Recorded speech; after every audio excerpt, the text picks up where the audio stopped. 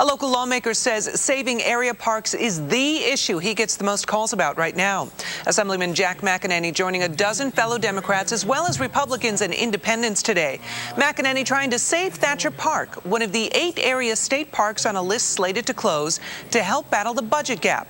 There's been a large online effort to fight the cuts, including grassroots groups like Save Thatcher Park on Facebook and Craigslist. Don't underestimate the importance of New York's parks. That is the message from a group of bipartisan state lawmakers today who say this is one of the most talked about cuts in Governor Patterson's proposed budget.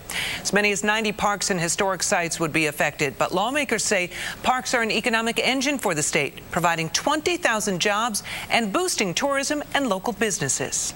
I have more mail on this than all other cuts combined. At a time when we're talking about the need for more recreation, more exercise to fight obesity and keep families together, I think that we need to come up with some really creative ideas and work hard to keep these parks open.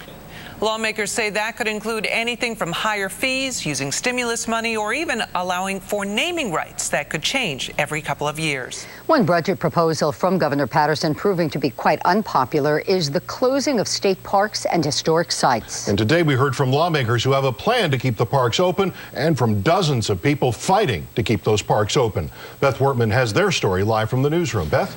Jim and Benita, the governor wants to save millions of dollars by closing state parks or reducing services at 91 state parks and 14 historic sites. But tonight, protesters from around the state are saying they won't stand for it. Whose parks? Ours! Whose parks? Ours! Protesters from across the state joined to denounce the proposed closures of dozens of state parks. The governor says it's necessary to slash a budget deficit, sparking a public outcry. We pay the government with our tax money, and they need to do what we tell them to do. And they need to keep our parks open. They're talking about closing half the park system. That's a broken promise. We've never closed a park. Not in the Great Depression. That's right. Not ever. Lawmakers like Downstate Assemblyman Steve Engelbright vowed to block the park closures, forming a bipartisan coalition to restore 11 million of the proposed cuts, which they say would keep all parks open. And they're angry that park officials have already canceled some park reservations. State Parks, before the process has really gotten going, has already canceled over 350 reservations for camping in our state parks. I mean, that's pretty presumptuous.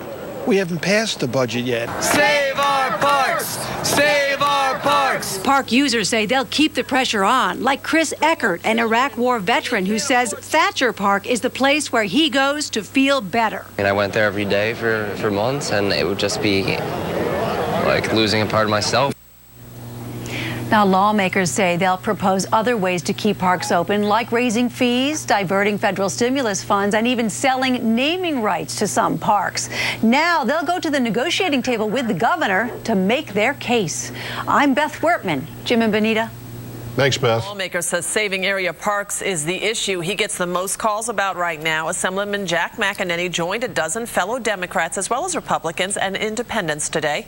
They're trying to save as many as 90 state parks and historic sites that could close or see reduced hours under Governor Patterson's proposed budget. Among those in the capital region that could be affected, Thatcher Park. I have more mail on this than all other cuts combined. Parks mean more than entertainment. They're also economic development and historical preservation. Now, state parks provide 20,000 jobs and boost tourism and local businesses. Lawmakers say if they can find $11 million in the budget, they can avoid the park cuts altogether. Mercy was not the only thing to be found at the state capitol today. There were also some protesters there. Hundreds of people from across the state descended on Albany, asking lawmakers to keep state parks like Thatcher Park open.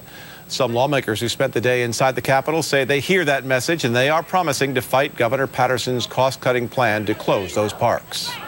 There's a lot of issues out there, but I can tell you, in all honesty, the amount of mail and phone calls to the office far and away are dominated by the issue of the closing of the parks and historic sites. And with park season really just around the corner, advocates say time is running out. Some parks have already started canceling reservations.